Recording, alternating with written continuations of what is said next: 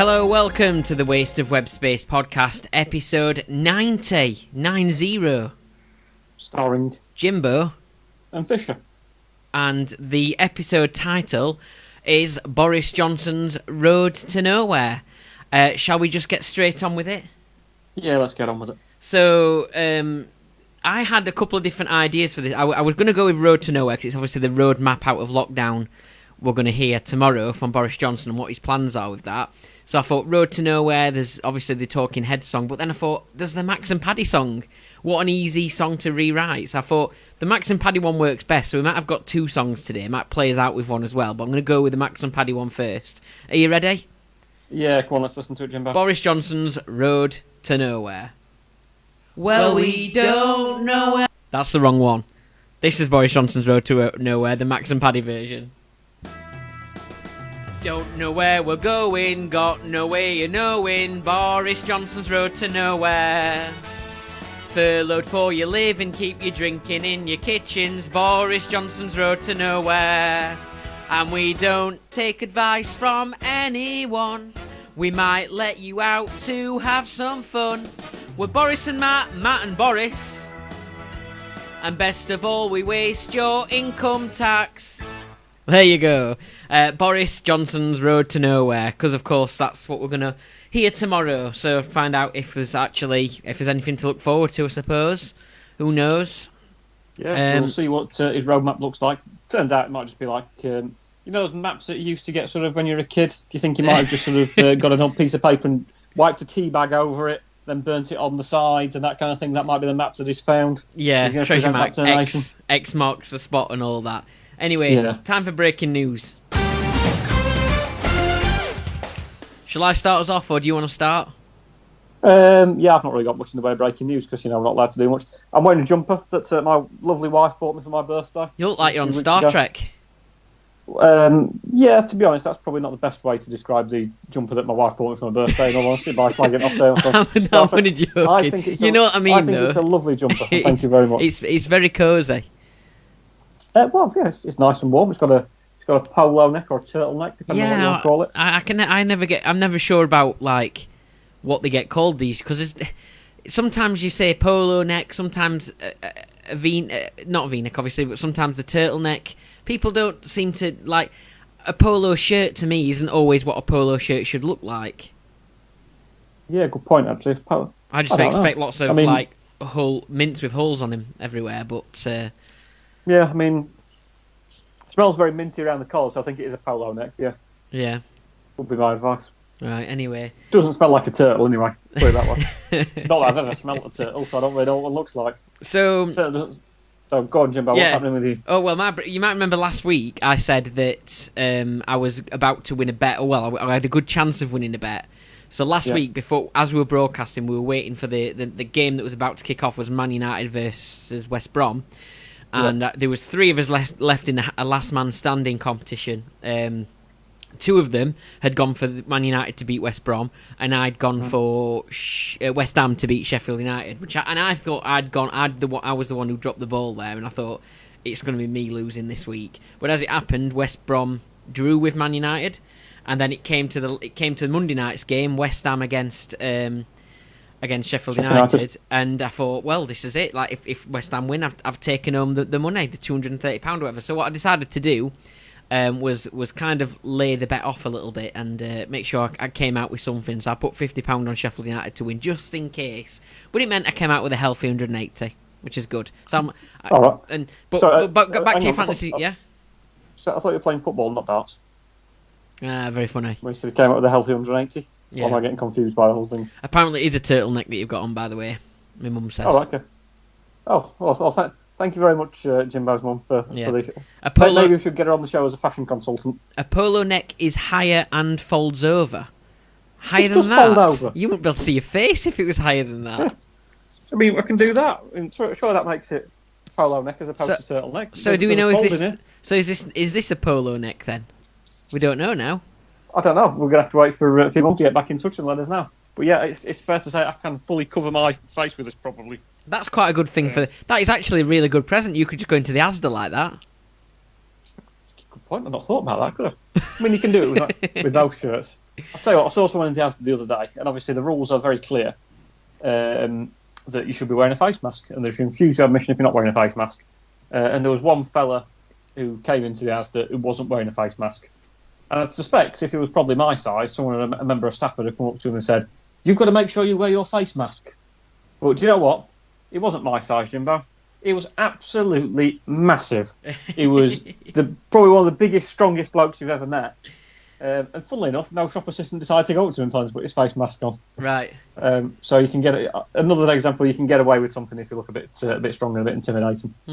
Well, we're going to be doing a bit of a quiz about disguises and so on later on, because of various things that have been happening because of people wearing masks and things for COVID and so on. So we've got a bit of a quiz coming up about that later on. My other bit of breaking news is that I have completed my pub garden shed, an old converted shed into a pub, and I'll not say too much about it now, but I have actually got an paid for advertisement on this podcast to advertise it, because Daryl's not available today.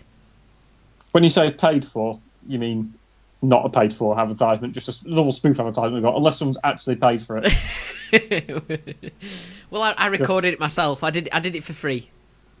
Right, okay. So it's paid for, but the amount paid just happens to have been zero. Labour. Yeah. Paid for in labour. Okay. Hard work. Okay. Well, I think labour have been hard work over the last few years, certainly. Yeah. All right. So, are we doing drinks? Yeah, I can do drinks. What have you got? What have you got? Well, should we go with mine first? So I've got some lager today. I've got some Budvar Czech lager. From, well, it's called Budweiser. I mean, that's the big discussion at times, isn't it? As to what Budweiser really is. Is it the American stuff, the old "was up," as they used to say in the adverts, or is it the Czech version? I quite like the Czech version. And are they completely separate?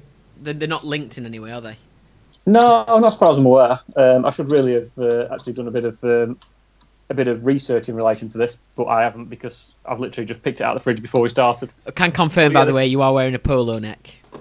Oh, thank you very much, from the new fashion consultant. So, I mean, she got me worried then that for a few moments I was wearing a turtleneck and not a polo neck. Did your mother think this didn't have a fold on it? I think that's what it is, yeah. The fold is disguised. Yeah, so I've got some Budvar Czech lager from the Czech Republic, which I don't think it's called the Czech Republic anymore, is it? Is it called Czechia? Is that the name of the country now? No idea. I'll have to check. So, there we go. Thank you very much. Cheers, Jimbo. What have you got? I am on it's from the Free Assembly Brewery, which is, I am not sure. Oh, it's in Germany, and it's called Dry Hopped Wheat. So I've got a couple of bottles of these, and I've kind of been leaving them because I'm not sure I'm going to like them, because it's not normally my thing, wheat beer. Not to say it's a bad beer, because people really like wheat beer, but I just don't think I'm gonna like this one. So, but I thought, I've got two bottles to get through. I'll have one today, because you never know, I might be pleasantly surprised. Anyway, and I'm gonna have it as well in this, just to give them a little bit of a shout out. A Sheffield Distillery SA gin and vodka glass. I think they prefer to call themselves Assay as opposed to Essay. I mean, they're not writing a long bit of coursework for anyone. There you go. So I'm gonna have it in that. I couldn't really have. Well, I suppose some people would have a gin at this time, but not for me. I'm not, But I appreciate that we have got an amazing distillery just around the corner. So there you go. You can see the colour of it. Yeah. And I think I can tell. Yeah, it is going to be one of those beers that it's not normally up my street, but it's worth giving a go. Maybe I'll drink it slower. Maybe I need to go to the toilet less then. So this is probably a good thing. That is all part of trying some of these beers. And no point just trying the ones that you like. If you try something else, you might turn out you like it. Yeah. In this case, not really. But that's because I don't like wheat beers. It's not, and somebody else might really like it. So if there's anyone listening who wants it, don't. The other bottle of this dry wheat hopped beer from the Free Assembly Brewery in Germany, then give me a shout and I can donate that to you if you're a big wheat beer fan, because I certainly won't be having the other one. Anyway, should we move on? Yeah, of course.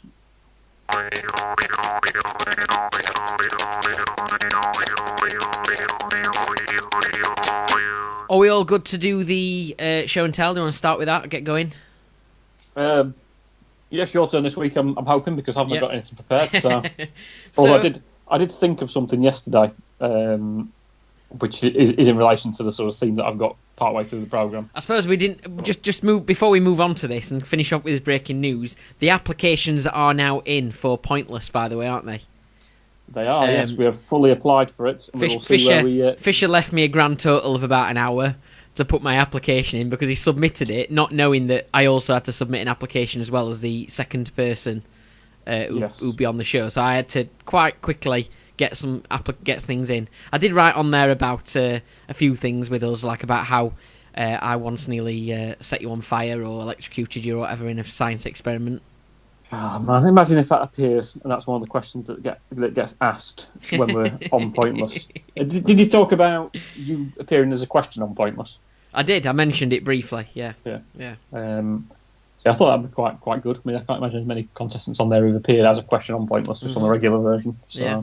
Right. So show and tell time. My show and tell this week is this. It's a CD. You don't see many of these days, do you? Oh no, not the Corrs by the looks of it. Is that the Corrs? It is the Corrs, yeah. And that's not the that's not the drink. That is the band, the Irish band, the Corrs, and it's their album In Blue. I should have probably done some research here about when it was actually released, that album. But imagine maybe late 90s. If people are unfamiliar with CDs, it's things that people used to listen to a few years ago. It's circular and it's got a hole in the middle, so it looks rather like a polo, or as your mum would say, it looks quite a bit like a turtle. Yeah. And you put them onto these players, don't you? And then you put like a needle on top of it, and then that just scratches it to bugger, and then it won't work anymore. No, that's the wrong kind of thing. Anyway, CD. So the Corrs CD. There's two stories behind this. One of them's true, one of them's false, as always. Just to let you know, this album was released in 2000, and it has got hits on it, such as, I think it's got some of their popular ones on. Breathless, Irresistible, Give Me a Reason, All the Love in the World. Probably the main tracks from the singles from this particular album. Okay, so in any case, in any of the reasons, by the way, that I'm going to give, both of this CD is one of my dad's favourite albums. He loved the Corrs, and he liked this album. Which one did he like the most out of the Corrs? I don't know. Yeah. One of the you talking about one of the songs or one of the one of the singers? Yeah. They were sisters and brothers, weren't they? I think.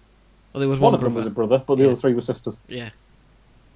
I think isn't the brother quite a keen anti-mask wearing person who's sort of talking about the government rolling out 5G and all that sort of stuff. Oh, he doesn't. So he's a bit of a conspiracy theorist. I didn't know that. I believe so nowadays. Okay. Yeah. Well, it's nothing to do with him personally, anyway. But so it is one of my dad's favourite CDs. But what is the story behind this CD? Story number one. Okay, I got this stuck on my thumb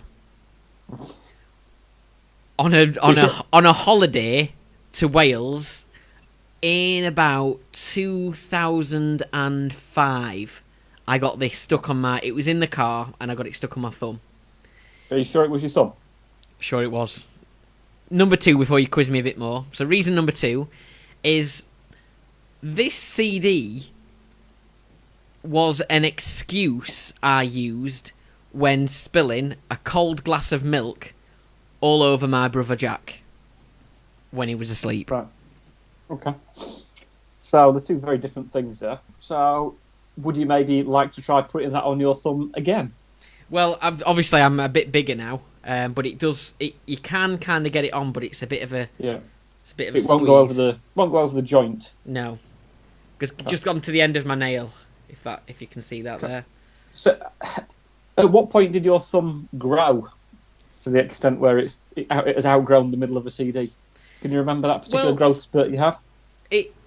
It was I was at the time I would have been what 2005 would have been 16 17, so I was a little bit smaller than what I am now. It might have been my finger actually. I can't remember. I seem to think it was my thumb, but it might have been my finger. I'm not sure. But it does go on. I could still get that stuck. Even now. Okay. With enough force. So and it certainly can get stuck on a finger. Yeah. So what did your dad say at that point in time?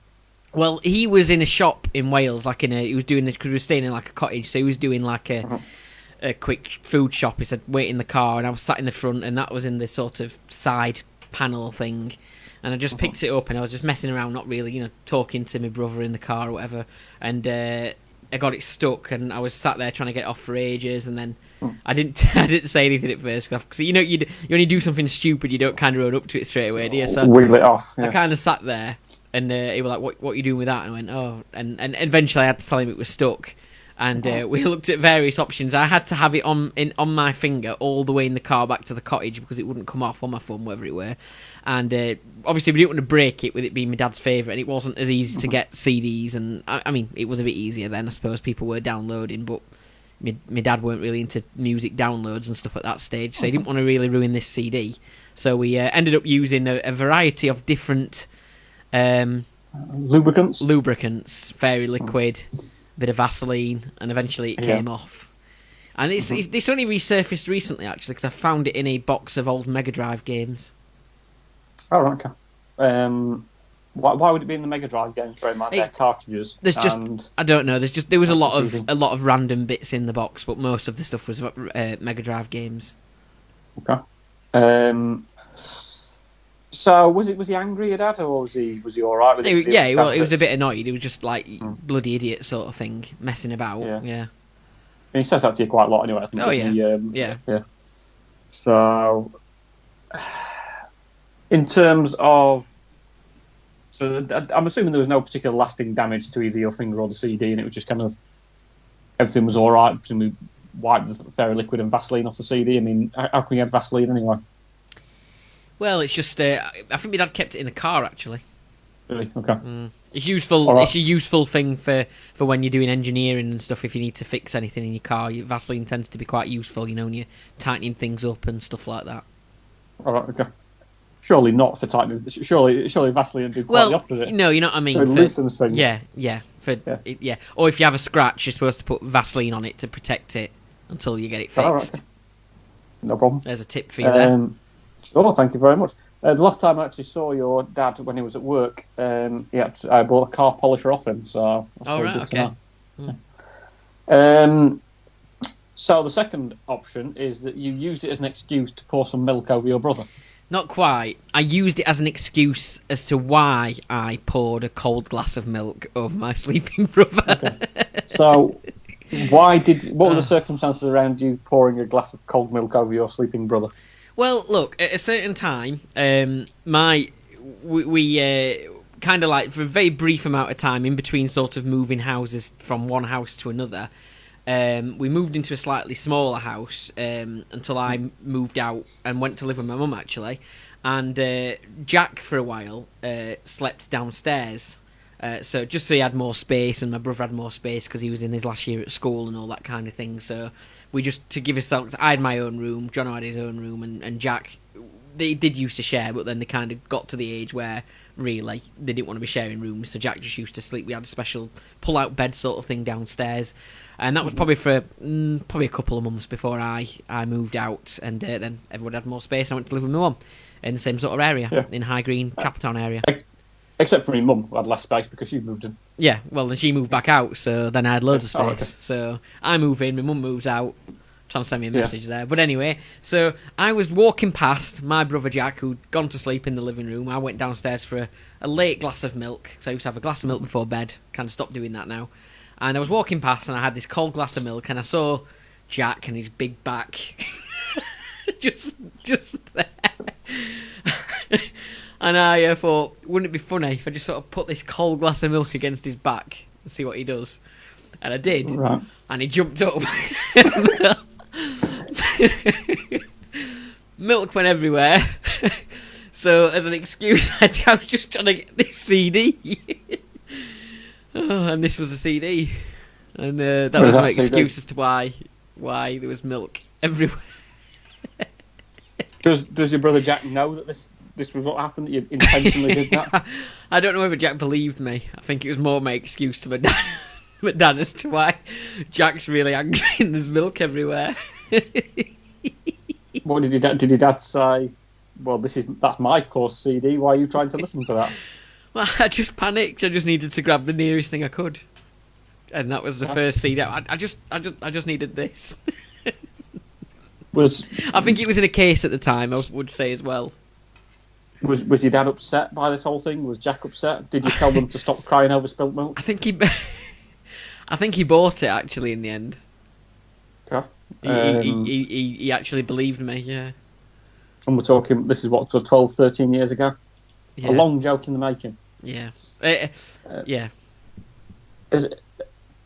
When did he last speak about this on this particular subject? Never. So there's a genuine chance that Jack might be watching this. Oh yeah. The truth well, revealed he chips in, doesn't he? He helps out, doesn't he? He chips in and he helps out with our adverts. But he might now finally have got the answer as to why he's got why he covered in freezing cold milk in the middle of the night. Did he not feel quite remorseful about the whole thing? Well, later on, at the time, it was just very funny. It's funny now. If that's that's the right answer. If that's true. That's true. Okay. So what? It could just be a massively over the top, because I might not be able to think of any other reasons for having this Corrs CD. Okay. Well, that's interesting, isn't it? I mean, you've got two very different things there. One common theme that runs through it is your own stupidity, which is obviously quite plausible on both accounts. I suppose one common theme is your dad getting quite annoyed about your behaviour. Again, probably another running theme that's, again, fairly plausible. Do I think you'd be that mean to do it to your brother? I don't think you would do it to your other brother, in all honesty. But maybe to Jack, your youngest brother. I mean, so what did he sleep on? Was he just sort of asleep in the living room? Or? It was like a fold-out sofa bed sort of thing, so it folded back into a sofa and then out again. Yeah. Was it a double bed type thing? Or was I think it single? so. Yeah, it was a big one. Okay. Needed to. Well, be. I'm just wondering how you managed to, with it if it was a double bed, how could you possibly lean across him? Isn't that a bit weird? It might have been more over my side, or the side that I was walking past. Right. And you saw him there, with his back out, half the bed, with his back on display. I mean, I suppose you look, it was just his back, really, but and you decided to. So did you just press the glass against him? Yes.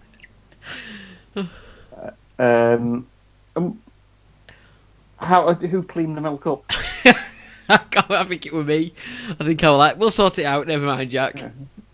You took responsibility. Yeah, my dad wasn't in at the time. Oh, right, okay. Okay, so I think we're.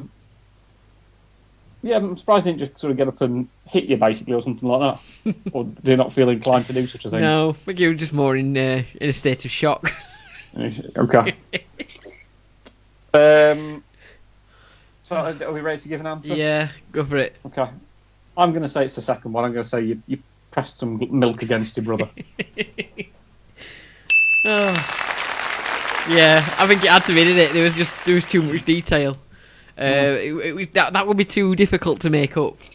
But I had to go with something as stupid as getting it stuck on my finger. So, but yeah, there you go. And I'd like to issue a formal apology all these years later for the spilt milk, cold milk on back incident to my brother Jack.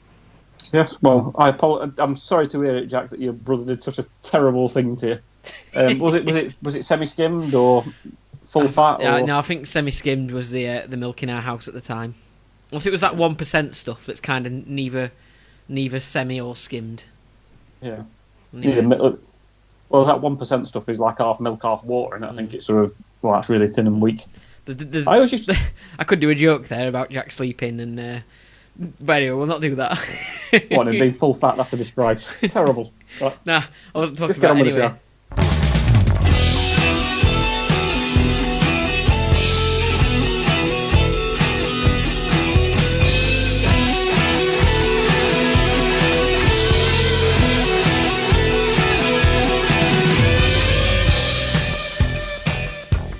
That might have been one of my favourite show and tells we've ever done so far. But anyway, go on then, Fisher. What have you got for me?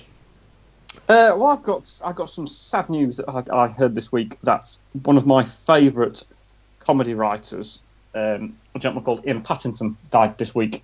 Now, I suspect you probably don't know who he is, Jimbo. I suspect a lot of people don't, because why would you? Because he just writes things and sort of sits behind in the background and just created some fantastic jokes over the years and contributed to quite a lot of comedy programmes on the BBC.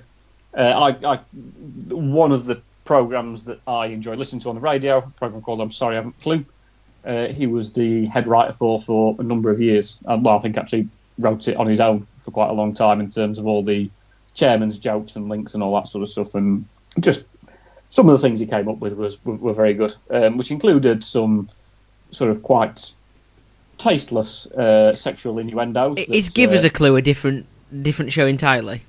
Give Us a Clue is a different program entirely. Tagged it wrong tagged this wrong then in our episode description, but I can change that later.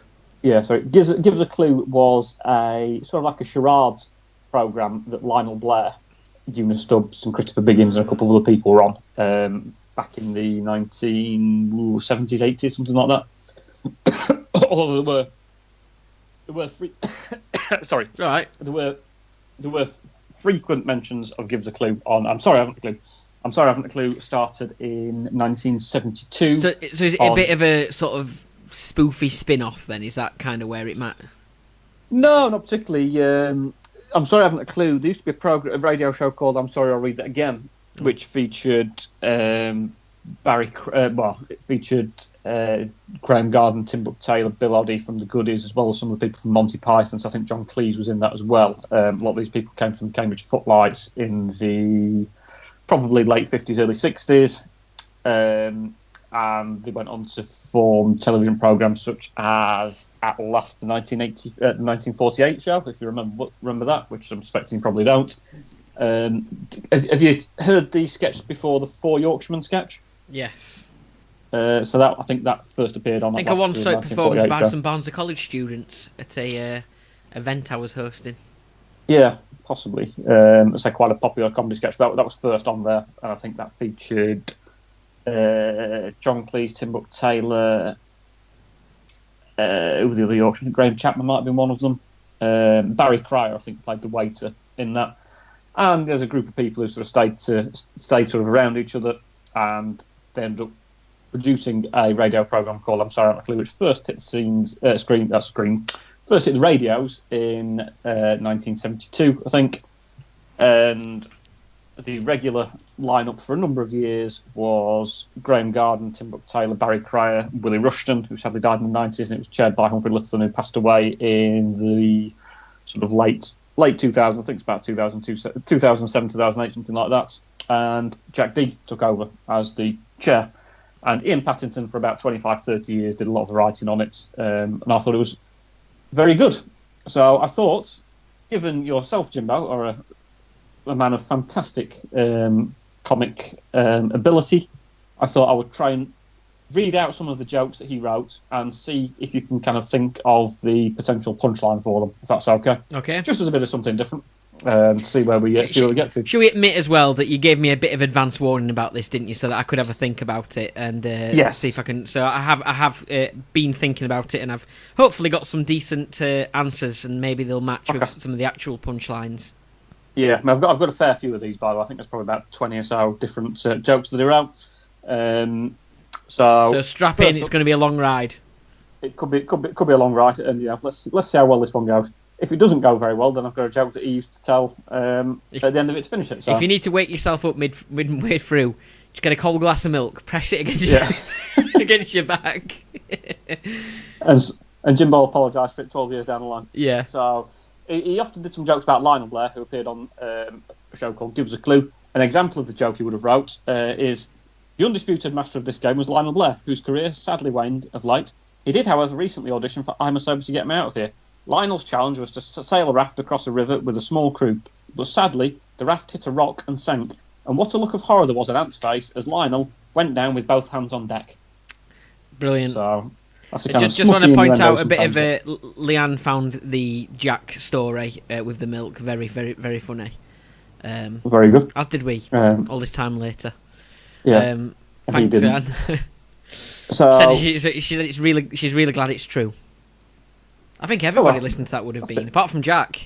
That's a bit mean, isn't it? Yeah. Just harmlessly getting your finger or thumb trapped in the CD.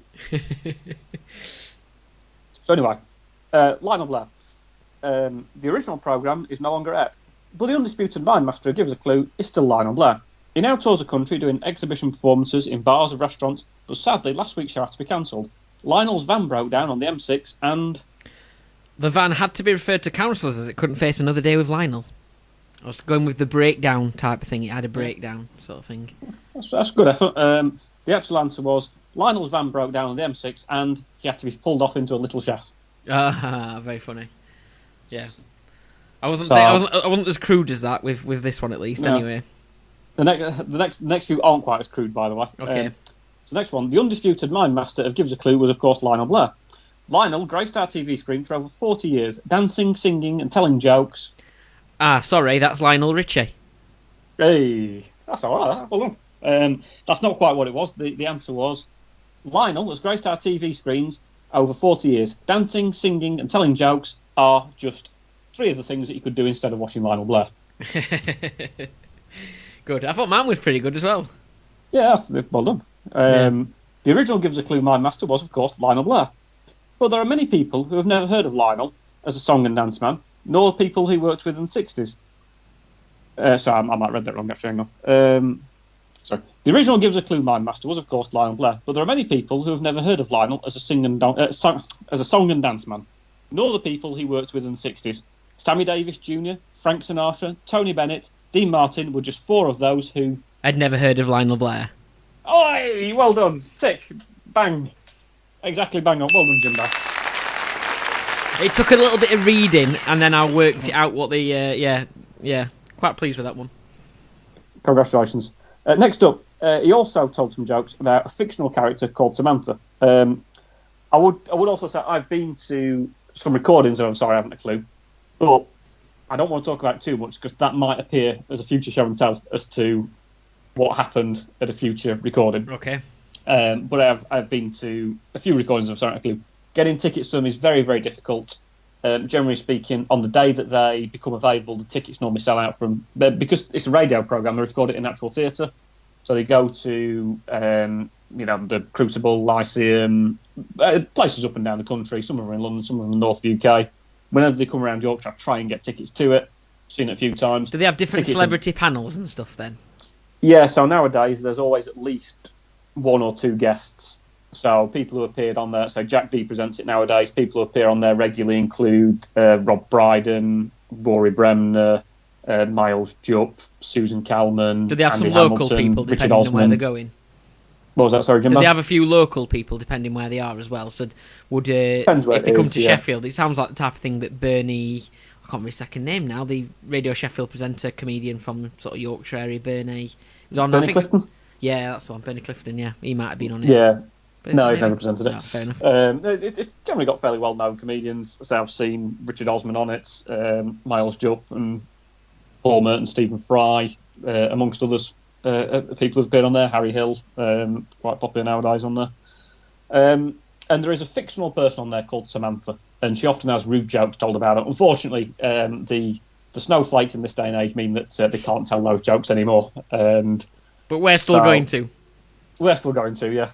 So an example would be, Samantha tells me she has to nip off now to meet a new gentleman friend who's been ringing her all day in a grumpy mood. Despite being very busy, Samantha says she always has time to handle his testicles.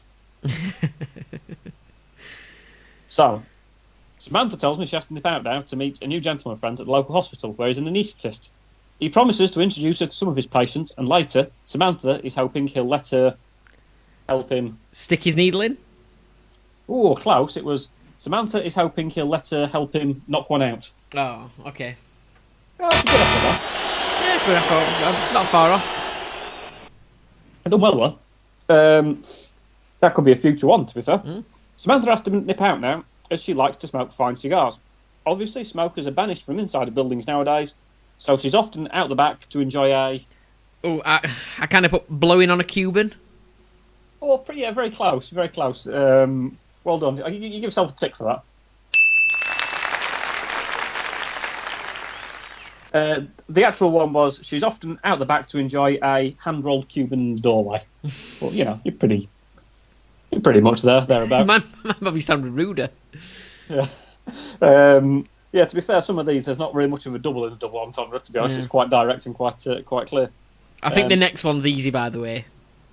Okay, yeah, I think we might have broached on similar jokes in the past. So Samantha has to nip out now as she's off to meet a new Welsh gentleman friend who's offered to drive around the coastal area. She hopes he's going to take her to Colwyn Bay and... bang her in his van. Hey! There we go.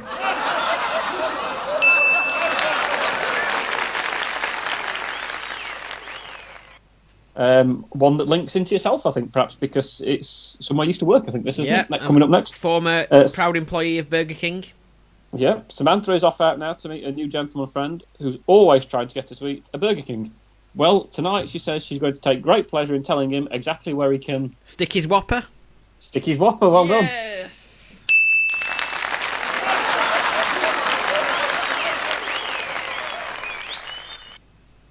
Next up, I think you might get this one as well. Yep. Samantha nipped out to a gramophone library earlier because apparently one of the archivists had got his finger stuck in one of the records that was due to be played. No, Samantha has to nip out to a gramophone library earlier, and the eager assistants down there suspect she might be a country music lover. They got out every Johnny Cash and Willie Nelson record available. Well, in my experience, I wasn't sure, but I put she doesn't like Willie with Johnny. Yeah, you're pretty much in the right ballpark. Well, in my experience, she's always been a big fan of Willie's, and she's got a whole box set of Johnny's to work through. Well, not far off. I won't give myself that one, though. Have you skipped one out, by the way? Have I? There's one about the orchard. Gardener. The orchard. Yeah, sorry, the gardener one. Sorry, I do apologise. Samantha tells me she has to nip out now, as she's off to meet a gardening gentleman friend. She says he's recently planted an apple orchard with a view to getting a commercial scrumpy production. Samantha says that if forecasts are correct, he's going to be really big. Insider.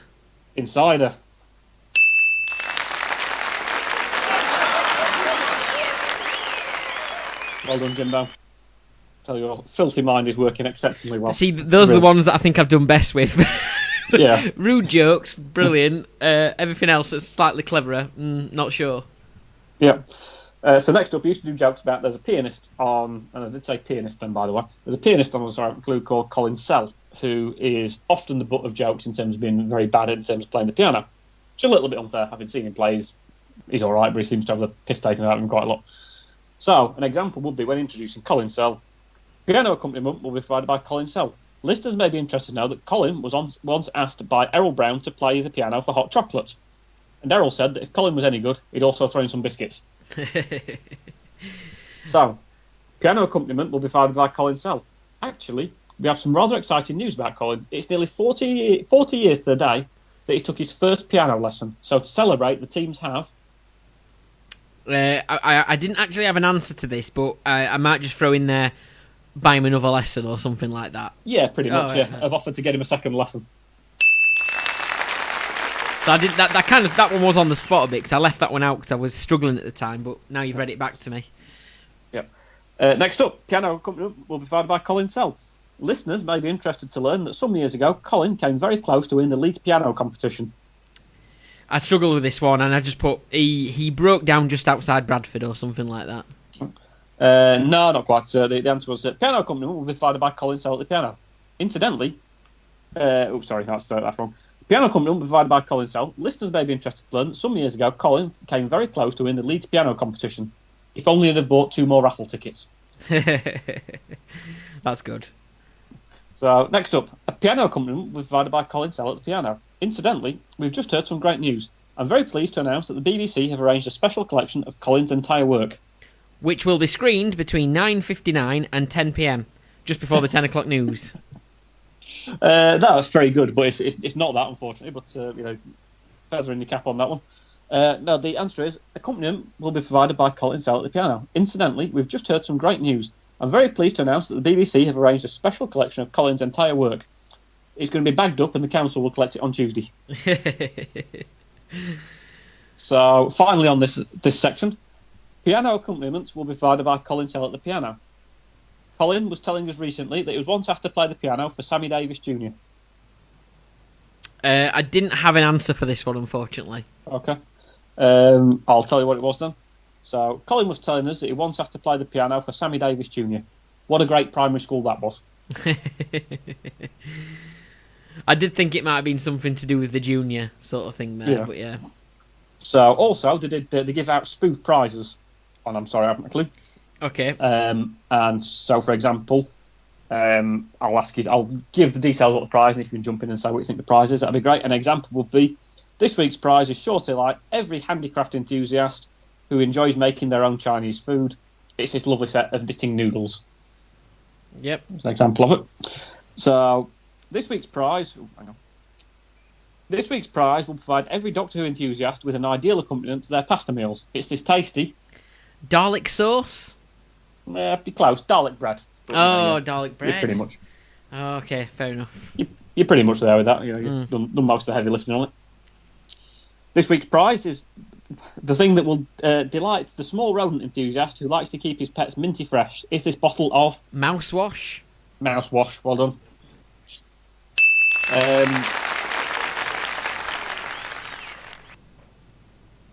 This week's prize will delight every keen horticulturist who wants to make their garden look bigger. It's this lovely... this is a struggle, but I went with lovely hedge trimmer.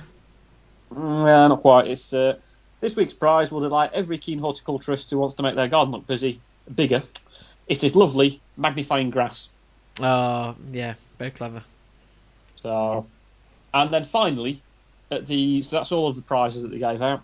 And finally, at the end of the show, they used to kind of like try and do some verbal word plays that sort of send you off down one route and then take you off somewhere else as he closed the show. And I used to enjoy some of these quite a lot. So, for example, one of them says, "So, ladies and gentlemen, as the penguins of time relieve themselves on the iceberg of eternity, and the greengrocer of destiny boots them out of the door." So obviously you're making a joke that he's weeing on a lettuce as opposed to on an iceberg. So, ladies and gentlemen, as the flaming meteorite of time smashes into the mighty comet of fate, and we lose another popular high street store. Yeah, pretty much. We've damaged £500 worth of washing machines, or. Okay. So, next up, so ladies and gentlemen, as a goldfish of time swims round in the bowl of fate before being eaten alive by a Japanese man. Not quite, but that's sushi, that kind of thing. Yeah, the actual answer was gets flushed down the U-bend of eternity. Oh right, okay. So but a similar kind of concept, obviously. So, ladies and gentlemen, there's only 3 left now, by the way. So, ladies and gentlemen, as a South African prop forward of time gets put into touch by the English husker of fate, who explains she's not working tonight. That's pretty much close on there. Yeah, who explains that she's going to have to charge extra for that, or something like that. But yeah, it's a rubbery reference there for people. There's only 2 left now. As the housewife of time adjusts her lipstick of mirror in destiny. Sorry. As the housewife of time adjusts her lipstick in the mirror of destiny, and the cyclist of fate gets sent flying off his bike. Pretty much, yeah. Gets taken under the wheels of a 4x4. So yeah. And finally. And so, ladies and gentlemen, as a North Korean football manager of time calls up the sub of fate, and his team captain points out, you shouldn't use missiles to win a game. Yeah, pretty much. That's pretty much bang on. What was the answer? Well, yeah, pretty much that. You're not allowed to use nuclear weapons during a game of football, I think was the... I think I did all right there, considering I was really worried about this bit, but I think I did all right. Yeah, I think you've done really well. I think you've shown your skills there as a potential writer, Jimbo, so well done. Brill. As Ian Patterson would have said. So that went well. Off to the next part of the show. Oh, sorry, I've read that wrong. That went well off. To the next part of the show. Which is an advert for the new funky downtown garden shed pub. Are you ready? Go on then, let's listen to it. Ale and Audio, the pub, is now open at Jimbo's, but just for Jimbo. Ale and Audio is an exciting, funky new garden bar in the heart of Yorkshire, which was once an old converted shed. Due to the current lockdown restrictions, we have a strict policy on our clientele. If your name is not Jimbo, then unfortunately, you will not be permitted entrance to the bar. Sunday night is quiz night, a general knowledge quiz. Hot favourite to win this week is Jimbo. We have our live sports showing most nights of the week. Come down and see your favourite footballers such as Raheem Sterling and Mo Farah on the big projector. Or, if golf is your thing, then come and watch Tiger Woods, Rory McIlroy and Gareth Bale on the green. Friday night is live music night. Come and hear Jimbo belt out a few classics. Saturday night is karaoke night, when anyone can get up and sing a song. Come and hear Jimbo belt out a few classics. We have beer on tap and lovely customers. One of our regulars, Jimbo, often goes in the pub late at night for a quick hand pull. Our friendly bar staff, Jimbo, is happy to help you, although he might not be there to help you as he recently barred his only customer for bad behaviour.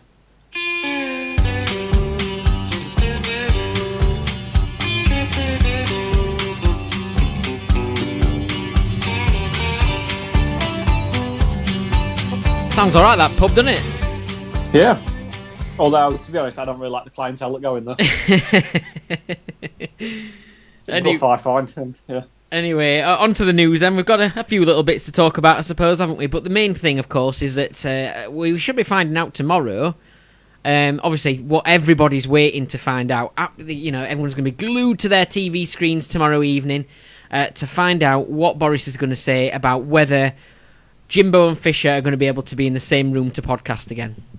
Yeah, I'm just thinking that I haven't physically seen you since you dropped something off at my house. Yeah. And that's probably 9 months ago. Possibly bumped into you in Asda. No, I'm not sure you have. Not sure you have at all. I think you've actually seen my wife more recently, saw me, because you arranged to meet her so you could get that cufflinks. Oh, yes. Stewie Griffin still want back. And cricket ball. I've still not had back yet, but never mind. So yeah, it's probably, certainly actually spending any meaningful time in each other's company is now getting up towards being a year or so ago. Do you miss me? I see quite a lot of you. Yeah, I mean, still see you for a couple of hours every week, sort of in a nice one-on-one time. It's just a shame that other people kind of have to be parties to the conversation that we have, otherwise we could talk about other stuff that we enjoy more, Jimbo. Yeah. So yeah, Boris Johnson has obviously issued his roadmap. It's been quite a busy week, I think, for Boris Johnson in general. He's been kind of reiterating that message of you must stay at home unless completely and utterly necessary. And I saw him issuing that message when he was in Cwmbran in Wales, which is 140 miles away from where he lives. Yeah. So thank you very much. He did give a good excuse though. He just said, "I've just cycled here. It's just on my usual route, isn't it?" He was demonstrating how to wash a chair, wasn't he? Which it looked really unusual, didn't it? A few of my friends commented they looked like you were wicket keeping, rather than washing a chair. Quite far apart, and yeah, it just looked really weird, didn't it? Yeah, he put the chair the wrong way. How annoying must it be if you've actually got an actual job to do where you're actually trying to save people's lives, you're trying to make our country better, you're trying to give people good quality health care, and at the same time you've got to try and look after Boris Johnson because he's just doing another pointless visit to one of these places, saying, "I'm Prime Minister, I've got to see this," and you think, no, I'd actually rather help someone out and make them feel better and immunise them. What annoys me about everything is why does everything seem to, in terms of this roadmap, it feels like we've already heard it all, even though they've not actually said they're going to say anything until tomorrow. So there's somebody constantly leaking things to the press, isn't there? Or unless the press are just making things up, but they're sort of saying that, we'll be back in pubs by July. Today they said that they're going to have every adult vaccinated, or, well, at least offered the vaccination by the end of July. Then they were saying things like they're going to let people into gardens and mixing gardens and stuff like that.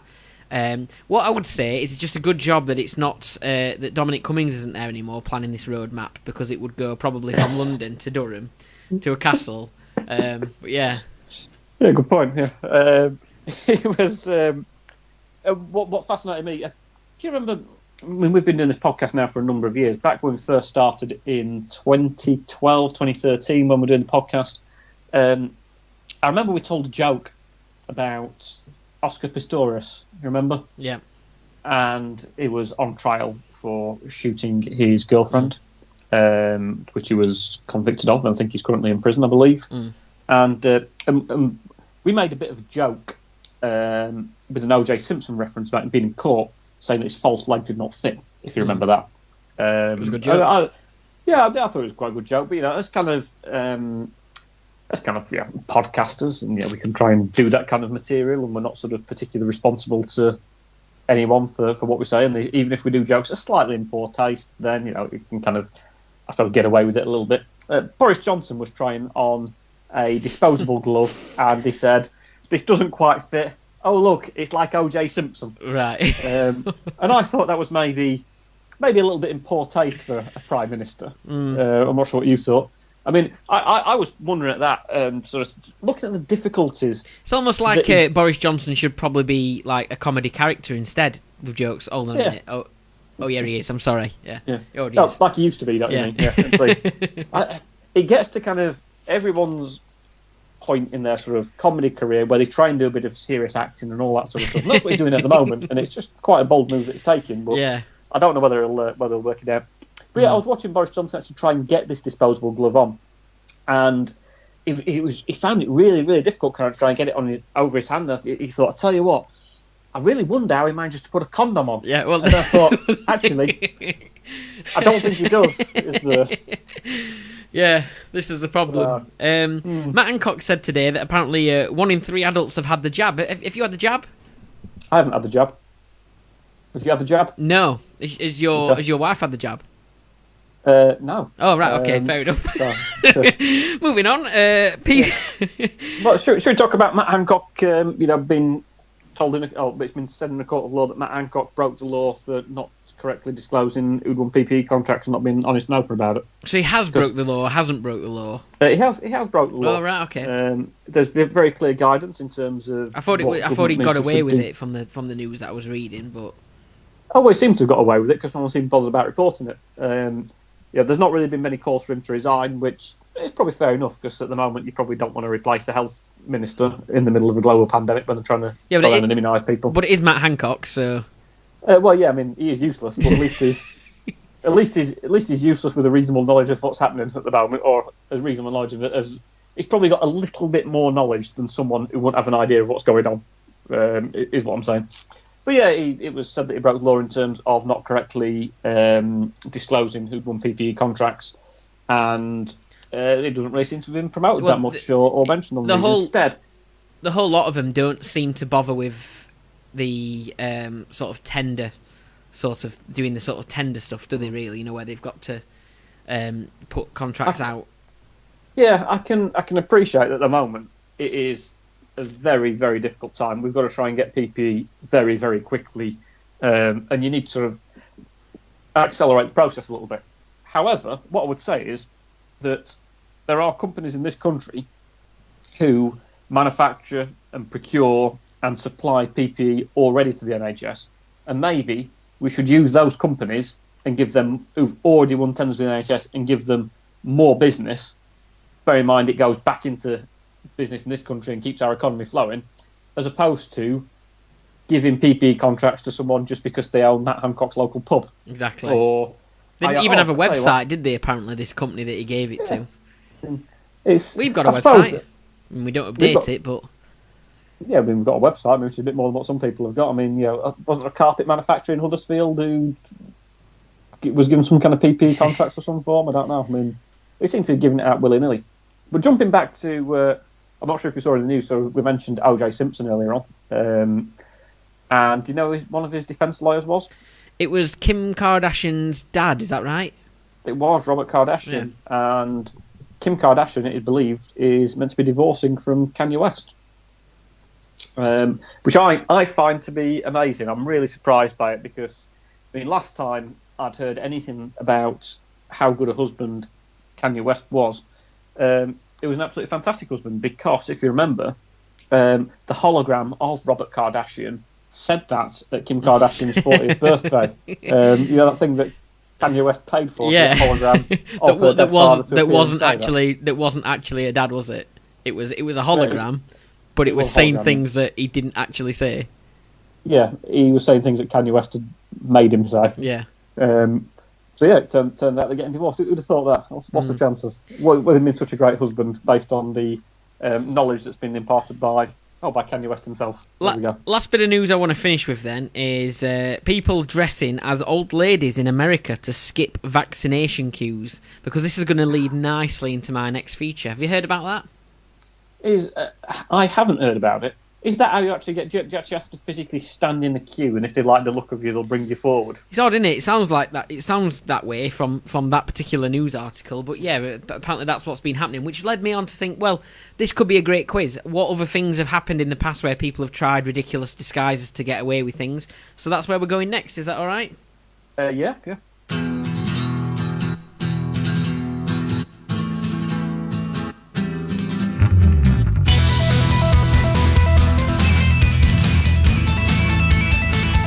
Okay, so times people have disguised themselves to get away with something, okay? There's 10 questions in total. Number 1 then, in 1995, a bank robber robbed 2 banks in Pittsburgh on the same day. Why was he surprised, though, when he got caught? A, he thought that his police officer disguise would help him go undetected, only that his police officer disguise was a stereotypical comic-style police uniform. To look nothing like a local police sort of uniform. It was almost like ridiculously comedy. B, he was shocked that rubbing himself in lemon juice before committing the robberies hadn't made him invisible to the CCTV cameras. So what year was this? 1995. 1995. So yeah, I think information is difficult to find.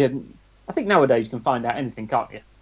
Via the internet and Google and all that sort of stuff. But a few years ago, it might have been a little bit harder to find stuff out and know some of this kind of stuff. So I think that, I mean, let's be honest, you should know that that's not going to be, you can't, you should surely know that you can't rub lemon juice on your face and make yourself invisible to CCTV cameras. But then were CCTV cameras really around in 1995? I don't know. Could he have worn a police uniform that doesn't explain how. I think he tried. I think he was disappointed that he rubbed lemon juice on his face and it didn't make him invisible. Well done, yeah. So I think he thought it was because you can use lemon juice with like invisible ink and stuff, can't you? I think he just completely got himself it all mixed up and thought that actually, he even looked at the camera and laughed because he thought he was invisible. Anyway, number 2. What did a British couple in Stevenage catch their neighbour doing on camera to get away with leaving his house during lockdown last summer? A, disguising himself head to toe as a bush, or B, trying to roll down the road in a wheelie bin? I'm sure I saw a couple of videos where people stood inside wheelie bins or doing various other bits and bobs similar to that. Disguise yourself as surely people would think, well, that bush is moving. Well, it definitely can't be a person. It's just a walking bush. I think maybe, yeah. I think they might have done a walking bush. He might have dressed as a bush and walked off like that. Well done. 2 out of 2. The video's hilarious. I don't know if he did it for a joke, because surely, like, when you get to where you're going dressed as a bush, like, oh, it's all right, I'm here now, we can hang out together. Yeah, but you dress as a bush, mate. Anyway, number 3. Why did burglar John Walton from Gateshead try to disguise himself? What did he dress him? What did he try and disguise himself as to rob his friend's house to claim back a £5 debt? Was it A, his friend's wife, or B, a forensic investigator? Right. I think I'd be disappointed if my wife looked like one of my friends, in all honesty. Or one of my friends was able to sort of accurately dress up as my wife and, and you fall for it. Yeah, and not realise it was there. Now, forensic investigator, again, that's quite a lot of effort to go to. Both of these are quite a lot of effort to go to for £5, surely. I don't know, in the second one, did he sort of knock on the door and say, I'm investigating a crime, and I come in your house, and then sort of stole £5? No idea. I think he might have dressed as a forensic investigator and turned up. Well done. 3 out of 3. Yeah, he did. Why he thought that would be a good disguise, I don't know. Number 4. In July last year, what did some people do to hide from police for having a roadside barbecue in Dorset? A, they disguised themselves as bird watchers, complete with gilets and binoculars and everything. B, disguised their car with a camouflage tarpaulin. But like me last week, I came in disguise last week, didn't I? I was wearing camouflage. Exactly, yeah. I can't find that. I took that t-shirt off and I can't find it anywhere now. Yeah, maybe your Jack could wear it so he doesn't get some cold milk pressed against his back. I think we dressed as bird watchers. I mean, surely if you're having a roadside barbecue, you'd actually go to someone's house as opposed to just having it at the side of the road. You would have thought, or on some kind of communal land. I think though that we're probably talking.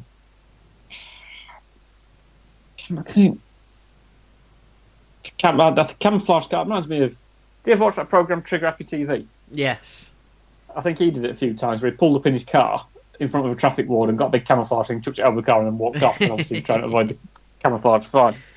Could you have done that? No, I think they would have disguised themselves as bird watchers. No. Lost your 100% record, I'm afraid. You're doing well. No, they actually disguised the car with a camouflage tarpaulin. Number 5. In May 2019 in Queensland, Australia, what did a burglar rob a store wearing? A Donald Trump mask. Or B, a Hugh Jackman mask. Well, they're both fairly plausible. Hugh Jackman is the greatest showman, and Donald Trump is the greatest. Well, I mean, you can fill your own blanks in there, can't you? Is he on the comeback trail? I think he's going to start doing a couple of interviews again, isn't he, Trump? Is he? I think so, yeah. Is his wife divorced him yet, do you know? Or Not is sure. that in the process of doing that? Or surely it can't be long until she Gets tired of him. Yeah. I think I admire the fact that she stayed with him for 4 years during his time at the White House, to be fair. But that said, I suspect she was contractually obliged to, you would have thought. So, Donald Trump or Hugh... Nah, sure it's going to be Donald Trump, hasn't it? I mean, we can get masked for Trump all over the place. I think he probably... Donald Trump, I think he wore a red tie as well and had the wig on. Yep, a Donald Trump mask. Next then, in 2019, Google Street View were in the Netherlands doing their thing, you know, as they do. What strange occurrence did they pick up on a cafe, on like a street sort of cafe type thing in the Netherlands? A street where everyone was stood wearing nappies. Or B, a bar where all customers were wearing cardboard clocks on their heads. Sorry, cardboard clocks, did you say? Mm-hmm. Okay, thanks. It is the Netherlands. I mean, have you ever seen anything interesting on Google Street View? I have. I think only when people have told me there's something there. But I remember you pointing something out that was a bit strange on Google Street View once, didn't you? I point out that do you know John Burkill, the man with the pram in Sheffield? Yeah. He appears there near Park Hill Flats. My wife appears on Google Street View. Near her. Yeah. Are you sure it's your wife, and it's not me disguised as your wife?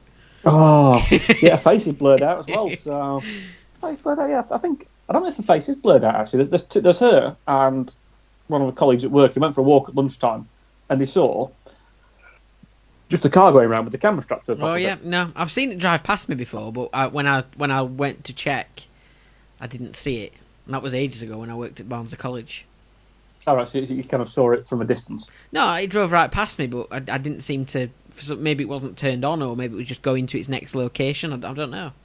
I'd have thought if it drove past you, Jimbo, it would definitely turned on. I'd have. Yeah. My wife her and a friend. One of them's got a face blurred out, and one of them hasn't, which is a bit strange because surely you would have thought, because someone's blurred one out, they'd blur both of them out. In terms of data, privacy, and all that sort of stuff. Although it is quite. I don't quite know what the law states in terms of it. It is quite identifiable as being her. I mean, I know it's her, so and it does very much. You can sort of tell and see who it is. Although I suppose the man on the street probably doesn't, or I'd like to think so anyway. So the options were in the Netherlands: people who've got clocks on their head, or people who are wearing nappies. Now I think that did it say which part of the Netherlands at all? Nah, not got that information down.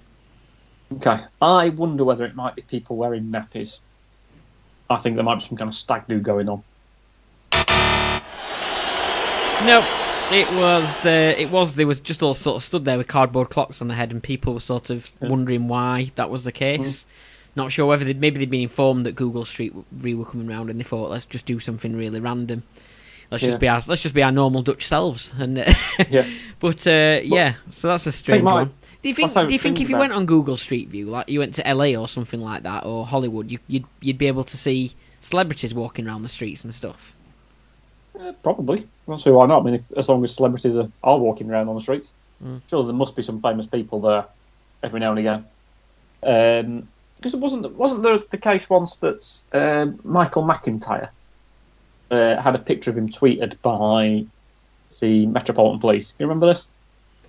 I think Michael McIntyre, the Metropolitan Police were sort of showing off some of the new quality CCTV cameras that they got, and a really kind of high resolution. You can quite clearly, you can zoom in quite well, and you can see the picture quite clearly. And I think Michael McIntyre was going into a pub, or he's just generally going about his normal life, and I think was entering some kind of premises that was, a pub or a shop or a cafe or something that was of no particular interest. And the Metropolitan Police tweeted it and said, "It's amazing, look, we can even see this famous comedian who's going into wherever he's going into." And I think Michael McIntyre complained, saying, "Not sure I really gave you permission to tweet a picture of me, particularly to the large amount of followers that you've got. I'm more than perfectly entitled just to go about my own life and kind of get on my own business without you tweeting a picture of me."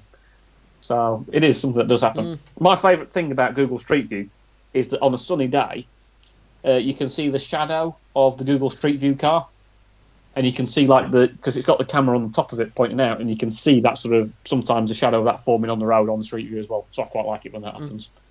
I also think it's quite funny where if you're going on a certain road, you've basically got the same car in front of you all the way along. Yeah, true. So I think I find that quite. It's a good way to look back at what car you used to have as well, isn't it, and stuff like that. Oh, yeah. Well, that's before I put those stones down on the front garden or whatever. Yeah, I'm not sure. But check your roof and stuff like that. Oh, then you sort that roof out. Yeah, so it's the same on the aerial pictures. Oh, that's the aerial ones. Yeah, of course. Yeah. Yeah. So the Street View, I think the Street View one on our road's quite old. We're talking sort of over 10 years or so old. So, as well the overhead view, every now and again when we've done bits of work, you can see how up to date. Imagine if it was the time that I came to steal some of your items for the podcast. Yeah, zoom in on the Asda car park where it was that you meant. Anyway, there we go. Anyway, let's move. Sorry, have I answered this question? Yeah, I've answered it. Yeah, you answered that one, so it was the cardboard clocks one. Number 7, in May 2020, what did two robbers wear on their heads in Virginia to rob a shop? A, reindeer antlers, which did not disguise their faces at all, or B, hollowed out watermelons? Well, reindeer antlers, you think if you're trying to commit a burglary, a reindeer antler probably wouldn't be very good, just in case you walked in and you couldn't. Imagine if they got a revolving door there and you got stuck in it with the big antlers on. Probably not a bright idea. I mean, that said, to be fair, the second option of holding out a watermelon probably isn't a very bright idea either. You could eat the evidence. Nonetheless, I was going to say you can do exactly that. Yeah, you can eat the evidence away and say it wasn't me. I'm going to say that. I'm going to say it's a hollowed out watermelon. Well done, yeah. I mean, it did disguise their faces. It was just a bit of a bizarre choice. Next then, back in November, what did Gizfab, a car parts manufacturer in Skegness, do? A customer said that he needed to hide car parts from his wife, so asked them not to put their logo on the packaging so not to get him in trouble. So they disguised the packaging to make it look like male sex toys instead. Or B, they made the news when they sent a part out to an angry, difficult customer that when a mirror light came on in the shade screen, it would display the message, wanker. I tried to sort of not say it, but even if I said it with a slight cut in the middle, it still says. So I don't know if your sound dropped out then or not, or you were just kind of very cleverly editing yourself when you said the word "k." So I think I once heard from someone who worked as a prison guard at a relatively low security prison, and I think it was a common thing. These prisons nowadays, you get the televisions and all that sort of stuff, particularly if in the sort of lower category prisons and all that sort of stuff. They get to listen to the Waste of Web Space podcast and everything. Well, maybe. I mean, they might write. I think that's part of the punishment, actually. Yeah, only at the higher security people. Yeah. And I know that what a common thing they used to do is they write on the television screen in marker pen various offensive words, and you wouldn't be able to see it. But then when you switched the TV on and the light came on, then you could see the reflection on the words, and you could see the offensive message that had been left there. So it is quite plausible. But then, would they? I don't think they would. I don't think that they would claim something as a male sex toy for the sake of it. So I think it was the second one, and they would have sent something to a difficult customer that had an offensive message. Oh.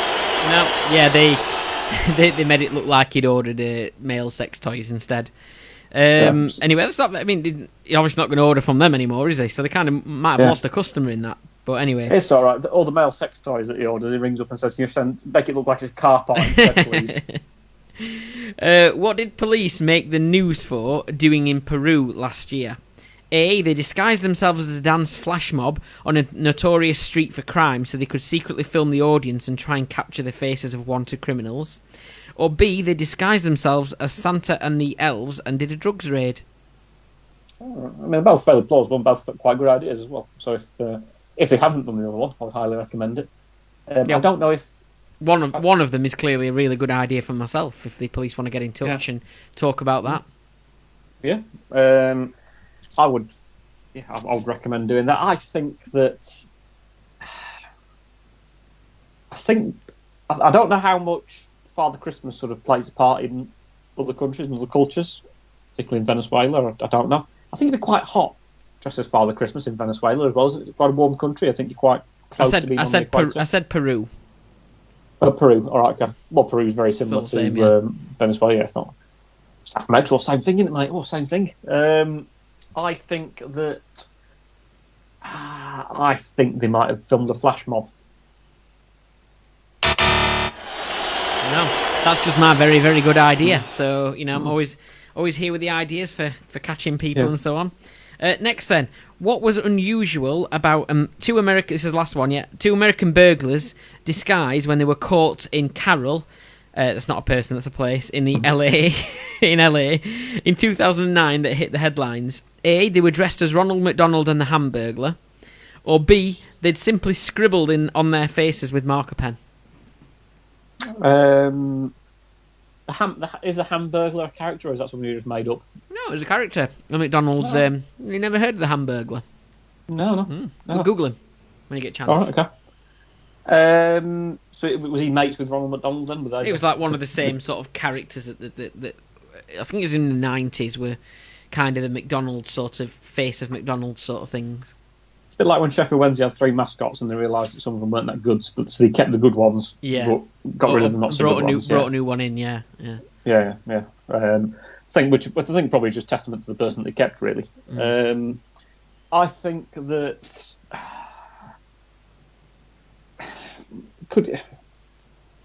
I think you probably could draw on your face in marker pen, and it is the kind of thing that would be a bit stupid and would catch you. So I think they might have tried to cover themselves up by drawing in marker pen on the face.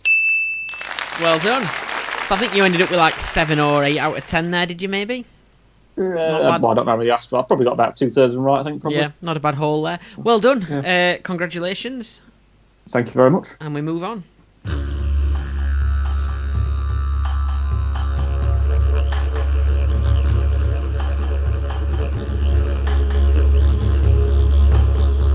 Nice short episode today. Of course, if you'd like to get in touch with us, at Waste of Web Space is our Twitter and Facebook accounts. If you want to track us down on there, send us messages, whatever, really, reviews. If you are, listening, if you're skipping through this, I suggest going back to near the start of the podcast when we do the show and tell. And I think it was probably the best show and tell, maybe the funniest show and tell we might have had. I'm still laughing about it now. We could have never told that story, I don't think, until today. It's a shame you didn't tell your Jack about it and kind of get him to reveal the answer like I did last week. Oh, that'd have been good, yeah. He might not remember.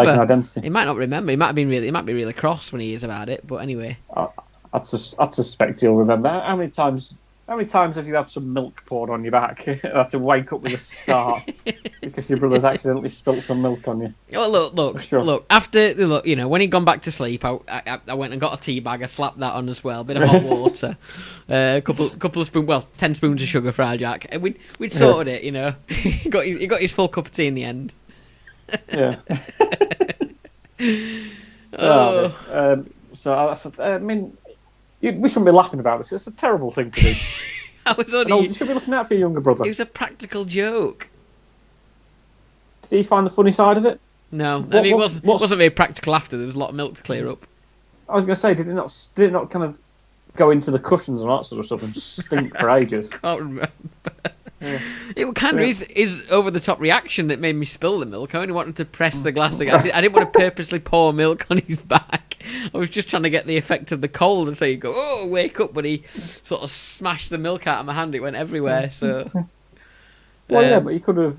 There's something else you could have done. So I mean, you could have just taken a cold glass and pressed it against him. Yeah, but it was an in the moment type thing, Fisher. I didn't have time. It wasn't a prepared prank. It was just something I thought.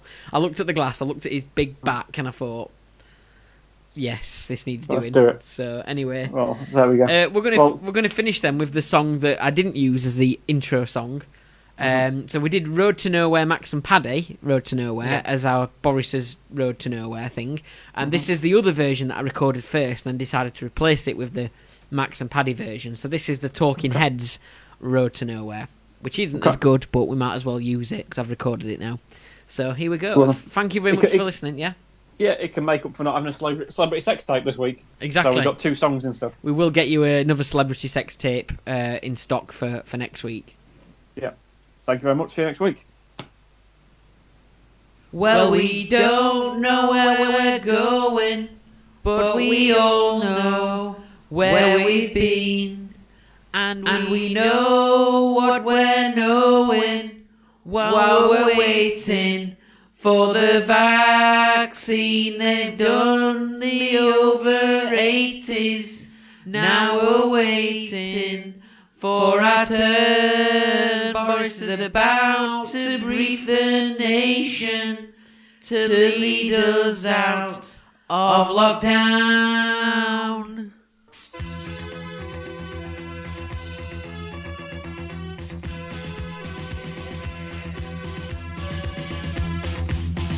Boris's road to nowhere, we're still sat inside. Boris's road to nowhere, no fridge to hide inside. I'm feeling okay this morning, but we still don't know what Boris will say tomorrow. Here we go, here we go.